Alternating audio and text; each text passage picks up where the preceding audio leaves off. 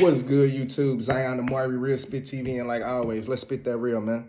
Now, the past 5150 episode, your man's Corey exposed that his man Zoe dropped off the 10 stacks. You know, apparently he hit his lick. Let's hope and pray he didn't have to use a stick, but he dropped it off. And like Corey does, he exposed it to everybody. So, you know, y'all wanted me to break it down, and goddamn it, we gonna get to it, so let's get it. I would love for my brother to be on when I give this information that I'm finna give, because it's some information that I feel like everybody needs to know. On a small note, this nigga feels like we need to know everything. This nigga felt like we needed to know about the money Zoe owed him. That nigga felt like we needed to know about the fact that Zoe lived with his woman. Nigga felt like he needed to know that Tommy picked him up and he had his baby girl with him. He felt like we needed to know that he drove Zoe to Oakland and booked him a hotel, paid for his hotel. He felt like we need to do everything, my nigga. So this ain't nothing new. Let's get it. That was a bum or something. Anyway, so, fuck it. Here we go. I show up at work today. I'm ready to give my,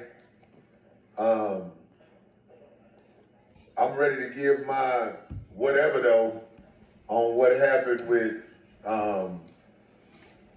Zoe on your show. Right. Because I saw he had the streets with him. Yeah. Other people. And it was my opinion at first, like, oh shit, it's getting loud. Right.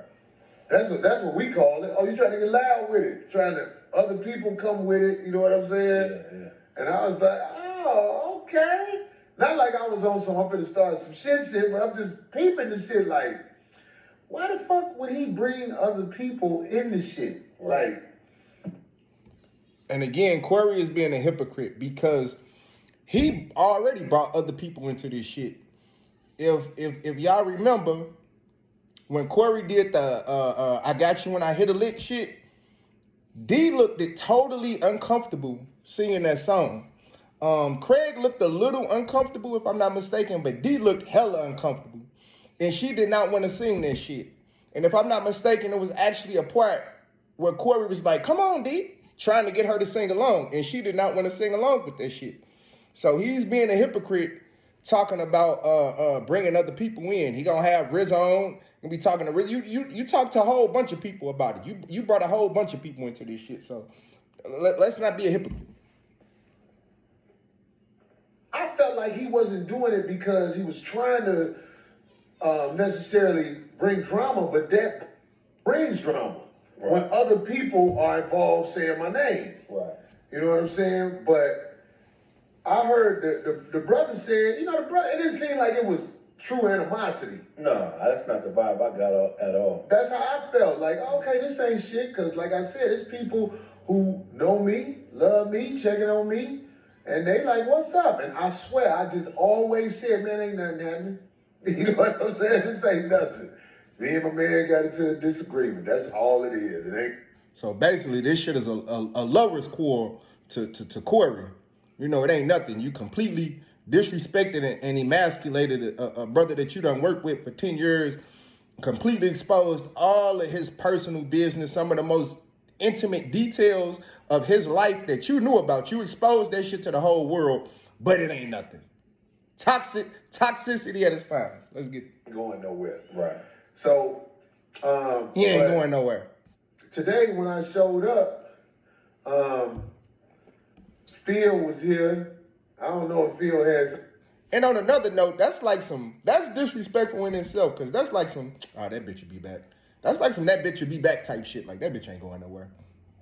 Why would you feel so comfortable disrespecting a man like that and then being on some, oh, that motherfucker ain't going nowhere type shit like that? That shows you how jacked up this dude really is. A lot of girls will be stressed out. They just need, anyway. We'll get on that in a second. But yo, I want to say this about Zoe Williams. When I showed up today, 5150 Nation, listen to this. Everybody get ready. If you want to start doing what you do, do it right now. Today, when I showed up, Phil We gonna do it. gave me an envelope. He said, Zoe stopped by, dropped off an envelope, and left. Zoe, I know you watching. Why the fuck you ain't stay on scary ass nigga? You should have stayed, nigga. It's me, nigga. No matter. See, this nigga is desperate, and this shows you how much he really wants this dude to come back on his show. For one, he knows Zoe is an asset to his show, and he knows he can't keep the show going on his own. See, you got content creators with shows who they can go live for 2.5, 3.5 hours by themselves. Corey can't carry a show by himself. That's why he got so many guests. He's not that articulate. He's not that intelligent. He doesn't have that much perspective. He can't really elaborate on too many different situations like that, which is why he needs brothers like Zoe to come on his show, because Zoe can elaborate on a myriad of things, whether we talking about ratchet shit or whether we talking about political shit, whether we talking about intellectual shit, it don't matter. Zoe is a well-rounded, well-versed brother, which is why he's an asset to the show. And he's showing that he misses the dude for real. Like, it's pitiful. No matter what happened, you never judge an entire motherfucking friendship off a motherfucking argument that happened one day. Now this is hypocrisy again, because he judged a whole friendship, according to him, off of that Aries situation. Because if y'all remember, he said that his wife, when Zoe ducked the lawyers, he said his wife was like, well, I thought y'all was friends. Why would he do that? I thought y'all was friends. And he said, I thought y'all was friends too. I thought we was friends too. I tried to be Zoe's friend. Why would you judge our friendship off of that one situation? And then you talk all this street shit on top of that. Street niggas duck legal situations, brothers. That's what it is. Don't talk all this hood street shit and then get mad that the nigga ducked the legal situation. But it was going bad until it went bad. Joe Williams, the voice of reason, showed up today with a check for $10,000. And to further elaborate on the you don't judge a friendship off of one argument, this is what Corey doesn't understand. Zoe already stated on Craig's show that he felt like Corey didn't respect him. So if Zoe already felt like you didn't respect him, this is how some people move. They see certain fuck shit in your character. They see certain flaw in your character, and they take mental note of that. And once you show them that, it's like they're already mentally backing out of the situation. That applies to friendships, relationships, and business relationships. People will see certain things in your character, and they'll say, okay, I can't fuck with this motherfucker like that. I can't fuck with this motherfucker on that level. Or the next time something major happen, the next time this motherfucker crossing the line, that's a wrap. I'm done with this motherfucker. So what Corey did on the show, you know, exposing Zoe and going in on him like that, that was probably just the straw that broke the camel's back. And Corey ain't smart enough to peep it. But Zoe has probably already been backing out of that situation mentally and emotionally for a long time now. And Corey don't see it. He ain't picked. He think everything is about that one show. And I guarantee you everything is not about that one show, considering the fact that Zoe said he felt like you don't respect him. So it wasn't that one show. That one show, that one argument was the straw that broke the camel's back. Let's get it. Hell yeah. I never in a million years thought Zoe would fucking do this. First of all, let me say this. And he's further pushing the wedge. I mean, I know they did a show together recently, but I'm just saying, this ain't how you make somebody want to come back on your show. You already said, I don't think you got it in you. And after this dude give you 10 stacks, you say, I didn't think you had it in you. Like, just further, I thought you was such a sucker that you would never do nothing like the, like, that's not how you patch it up. Go ahead, say something. So, where the fuck you get this? Ain't that some ass shit? Niggas always got something fucked up Yeah. to say. He borrowed it from Omar. Yeah, it is. How did you break into Umar school, boy? Umar, don't be mad at me. I'm fucking with you, Omar. Don't get mad, my nigga. I don't want to go at it with you, nigga, because I was going to pull. I had something today where I was about to pull one of them phone calls today. But anyway, no, Zoe showed up with a check for $10,000. He didn't stay. He just dropped off the check and left. And what I want to say to Zoe is, first of all, this is how you do G shit. But nigga, you ain't a G. And you ain't did G shit this whole goddamn time. Matter of fact, you've done nothing but whole ass sucker shit throughout this whole situation. So you telling a nigga, this is how you do G shit. You can say that shit, my nigga, cause you ain't a G. You ain't able to put that stamp on nobody. You should just gloss right over that thought. This is how you handle motherfucking business, by doing something and not saying something. I personally want to tell you, Okay, so this is how you handle business, by doing something and not saying something. Well, you didn't do or say shit about these pent up feelings that you had about Zoe this whole time. So you should take your own advice and do something or say something about certain shit before you air it out to the whole world. Let's get it. never thought you had that in you, brother. But you brought something else out of me about you. It ain't the money. It's that you stood up. And now it ain't about the money. Now it ain't about the money. The habitual goalpost mover.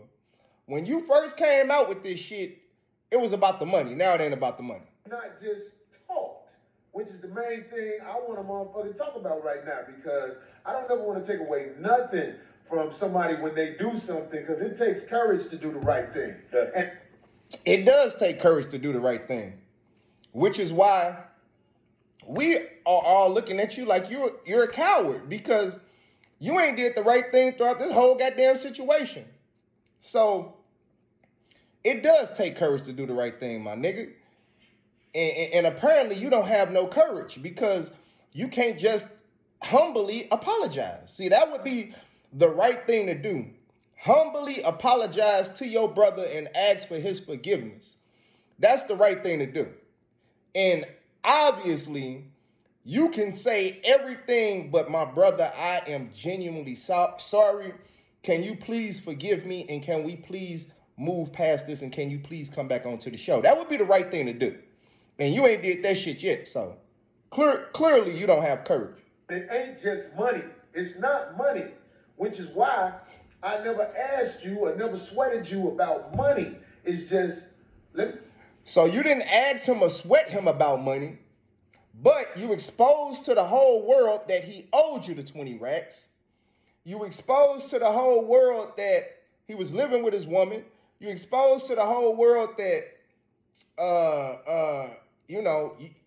according to you, he was the weakest link. You exposed to the whole world that he had his daughter with him and Tommy had to pick him up. You exposed to the whole world that you drove him to Oakland and you paid for his hotel. So get out of here, my nigga. Let's get it. let me say this. And I was telling the guys, because I want them to comment on this. I was telling the guys before the show, what happened was, when you told me a lawyer or whoever, And whenever you hear a nigga say, what happened was, now he's nigga-splaining now. That's what he's doing. He's going into nigga-splaining mode.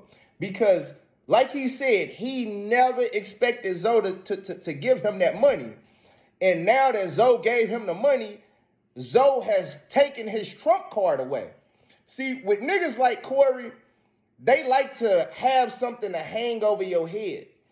And Corey, you know, slept good on the fact that nigga still owe me 20 racks and he still ain't paid nothing. So I can always hold that over his head. I can always wave that in front of his face to get people on my side. But Zoe done completely took that shit from him. So now he has to backtrack.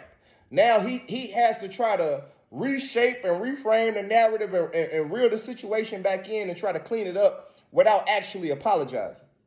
Whoever told you not to get involved, it made me go, oh, this nigga, you leave me hanging with this shit?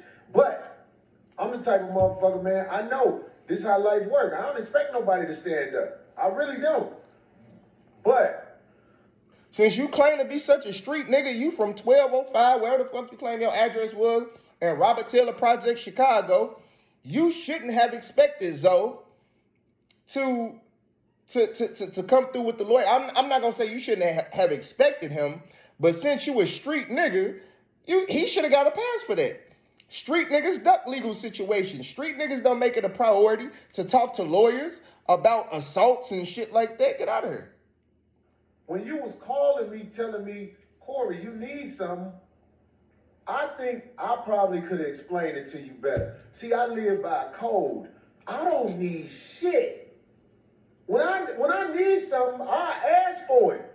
But it's very rare that I need something. So if somebody say, Corey, you need something, I'm always going to be like, I'm good.